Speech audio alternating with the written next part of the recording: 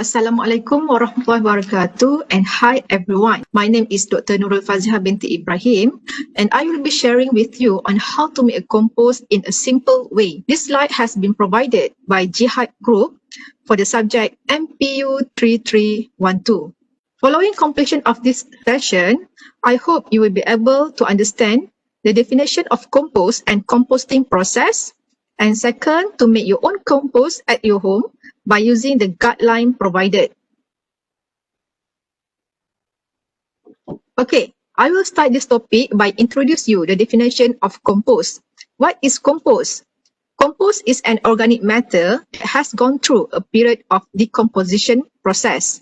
At the end of the composting process, you will get a dark brown crumbly material with an earthy smell. At this stage, the original organic material that you have been put into your pile or composting bin are no longer recognizable. Compost is not a new technology. The composting process is happened naturally on the forest floor. However, the composting process has been improved from time to time to fit all the criteria demand to be applied in the current situation. Previously, composting was done to reduce waste generation to extend the life of landfill. After that, this composting process has been adapted for specific purpose that can generate income, save costs, and to preserve the environment, especially to avoid the overuse of pesticide that can cause health problem. What is inside the compost product? The content of compost product depend on what things that you put into the composting bin. We must understand that each of the waste, either food waste or kitchen waste, plant residue or animal residue, has their own nutrient content. Therefore, the nutrient content of your compost is highly depend on the nutrient content of the waste. For example, green vegetable contain protein, which is the basic source of nitrogen, while brown residue such as sawdust, leaf residue, or wood chip contain high glucose, which is the basic source of carbon. Let's think about composting. All composting require three basic things: air, water, and food. Food here is the waste that is used by microorganisms. Air is important for composting process because the microorganism involved in decaying organic waste is alive. If your composting process is aerobic, so the microorganism need oxygen to be active. If you close your composting bin tightly, your composting process is anaerobic, where the potential of anaerobic microorganism to inhibit into your compost pile is high. For water, having the right amount of water is important to moisten the organic material. Therefore, the microorganism can break down the waste into organic matter. In terms of food, it is important to provide equal amount of brown and green material into your compost pile. The brown material provide carbon for your compost, and the green material provide nitrogen. The organic matter in the pile is the food for microorganism.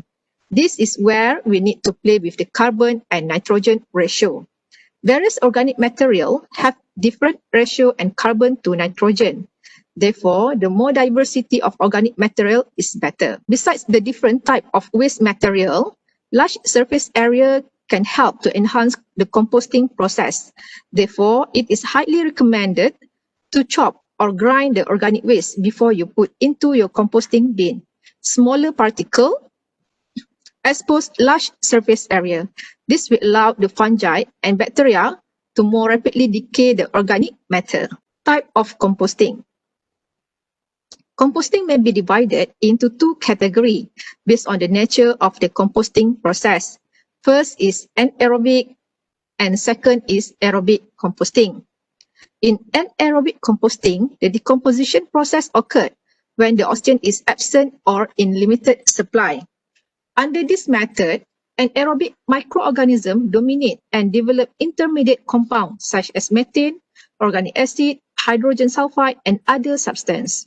Furthermore, anaerobic composting is a low temperature process. It takes longer than aerobic composting. In aerobic composting, the composting process occurs in the presence of ample oxygen.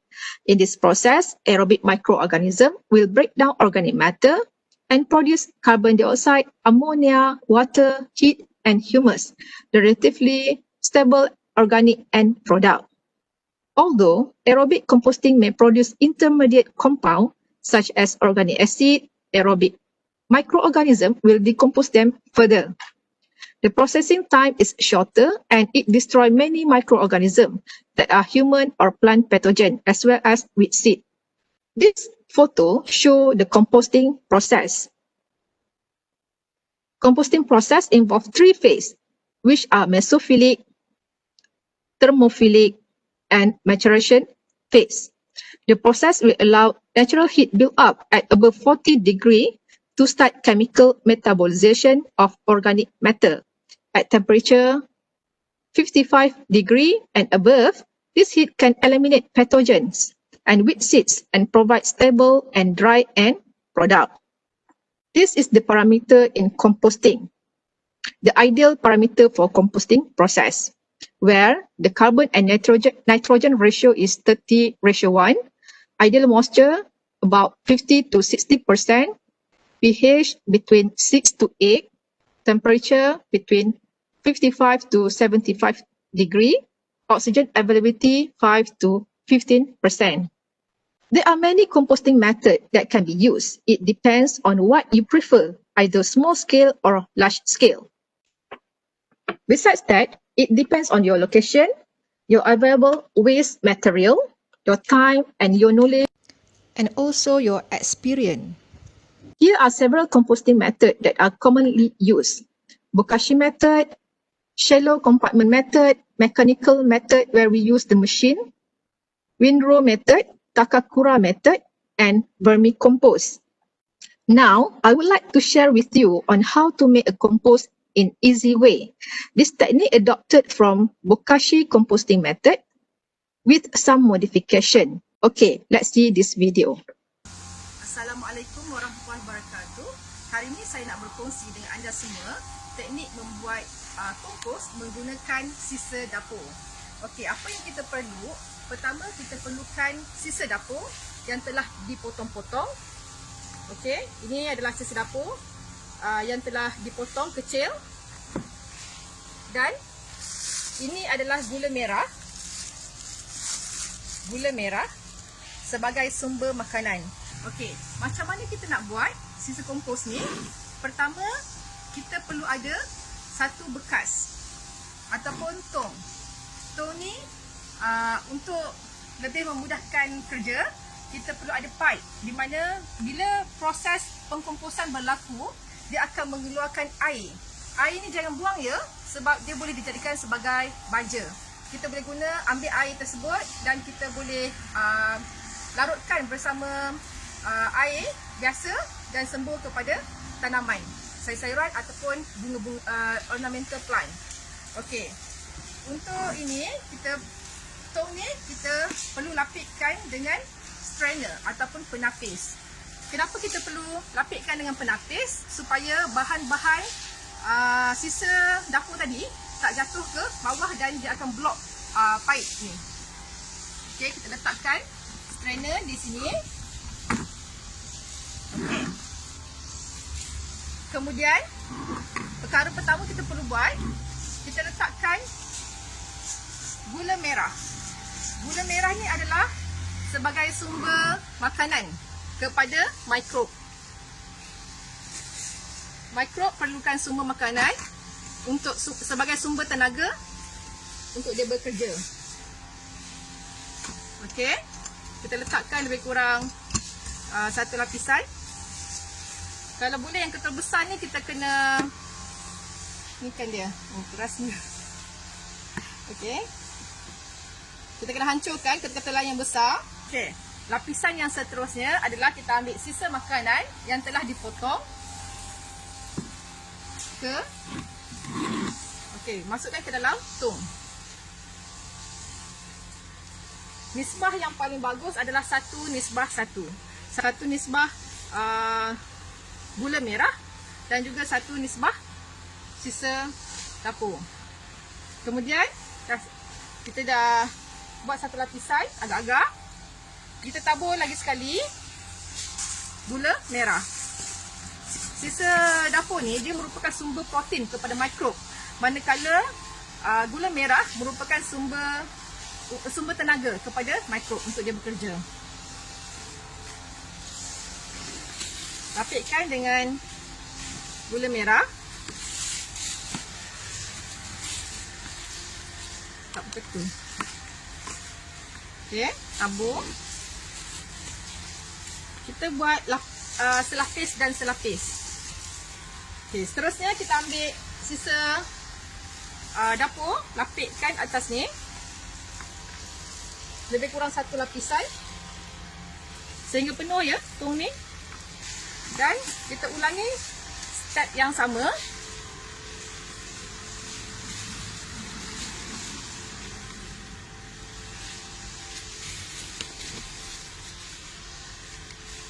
Okay.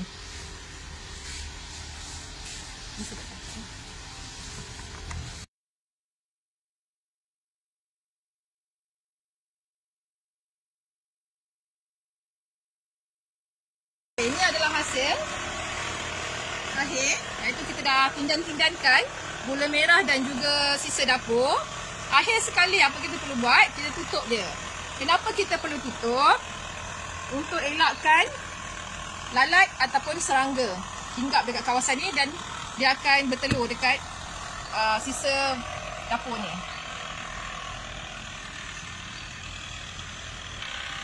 Dari masa ke semasa kita boleh tambah, kita boleh top up, kita buka je penutup dan kita boleh tambah sisa dapur jika ada. Jangan sesekali letak air. Air memang dah ada dalam sisa dapur yang kita ambil. Itu sahaja video yang saya nak kongsi. Sekian, terima kasih. Selepas 7 hari, terdapat air yang akan dihasilkan daripada fermentation process of compost substrate. So, boleh ambil botol kosong dan simpan air ini. Pastikan buka penutup botol dari masa ke semasa untuk elak gas terkumpul dalam botol ni.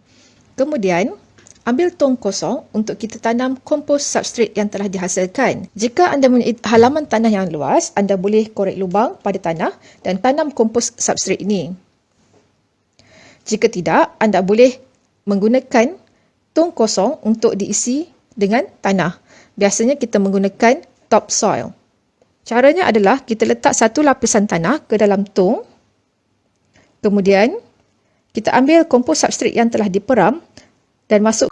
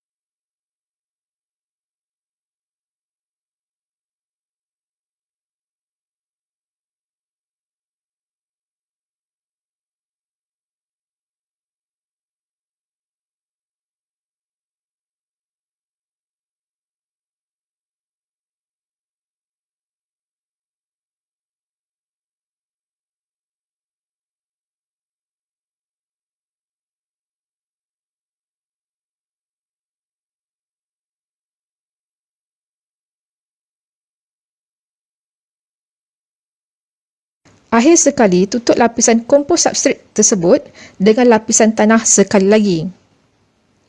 Kemudian, dah boleh tutup tong ini untuk elak lalat ataupun serangga lain. Biasanya, kita biarkan kompos substrate ini diperam selama lebih kurang 2 minggu lagi sehingga ia menjadi humus, di mana kompos substrate tersebut menjadi seperti partikel tanah. Benefit of compost. There are many benefits of compost. Compost improve the quality of soil in terms of soil structure and texture, which enable them to retain nutrients, moisture and air for better growth of the plant. For this reason, it is considered as a soil conditioner. Besides that, it can decrease the bulk volume of crop residue and enable easier transportation and handling of the waste. It contains a variety of basic nutrients required for healthy growth of plant. Therefore, we can reduce the application of chemical fertilizer, which is not to increase beneficial microorganisms in soil.